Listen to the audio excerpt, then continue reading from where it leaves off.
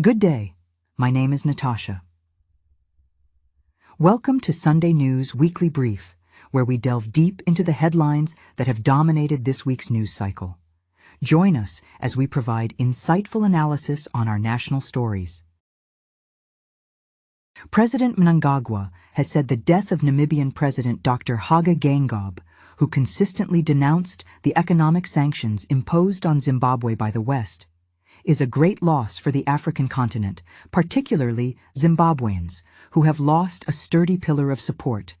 Addressing mourners during a memorial service held at the Independence Stadium here yesterday, President Mnangagwa said Zimbabwe had lost a brother. The president, who was accompanied by First Lady Dr. Auxilia Mnangagwa, joined more than 18 sitting heads of state and government in paying their last respects to a brother, colleague, and a giant of Pan-Africanism.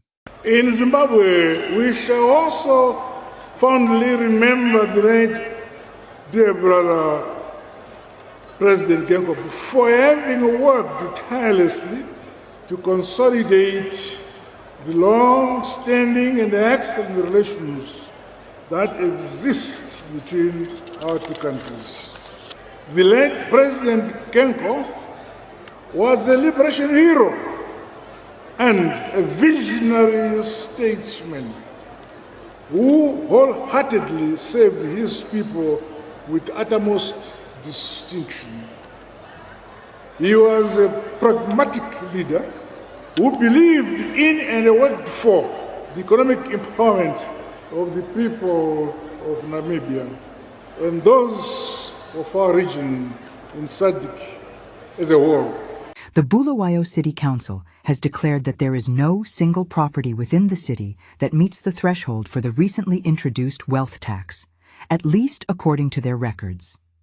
The council asserts that none of the properties in the city were valued at over $250,000, the minimum requirement for the tax that was introduced by the Minister of Finance and Investment Promotion in the 2024 national budget. The introduction of the tax was followed by the promulgation of the Finance Act 13 of 2023, where Section 360 directs that the tax will be levied at a rate of 1% of the value of a dwelling other than a principal private dwelling of a taxpayer, if such value exceeds $250,000.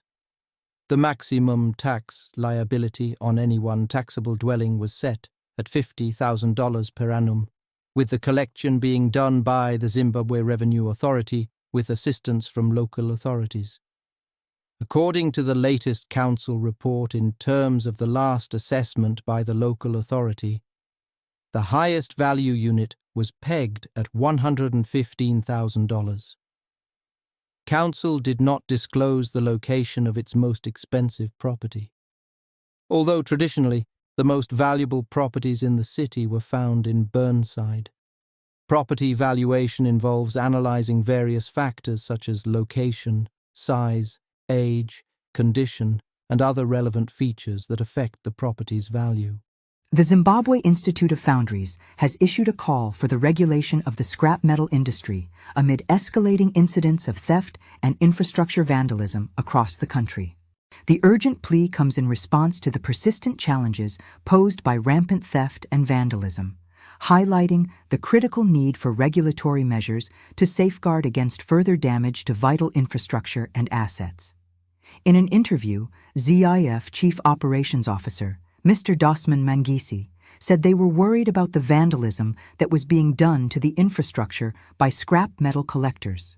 It is a bad behavior to the economy and society to vandalize infrastructure, so there should be some stern actions towards that. That's why as an institute, we have already long drafted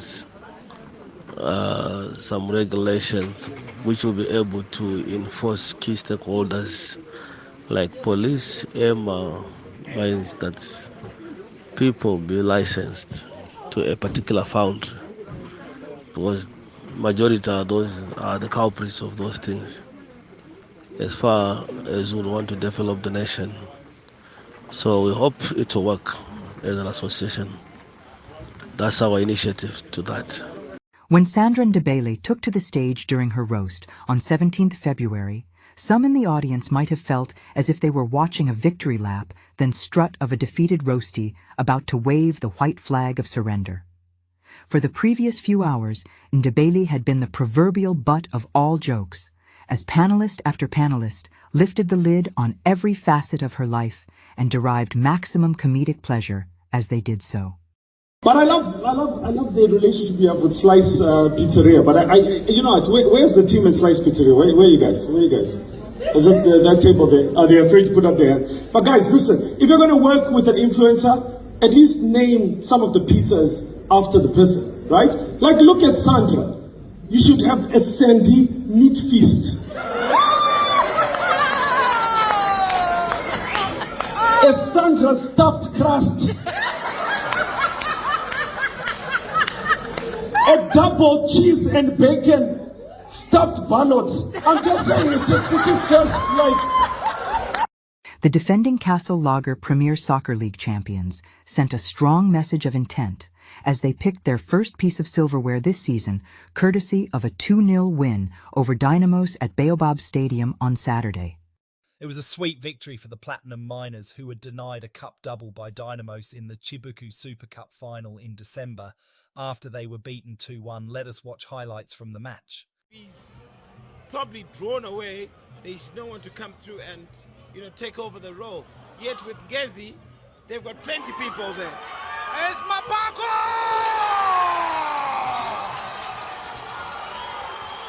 1-0. Ngezi. Live right here on ZTN Prime. And Ngezi come through with Elsa Moore!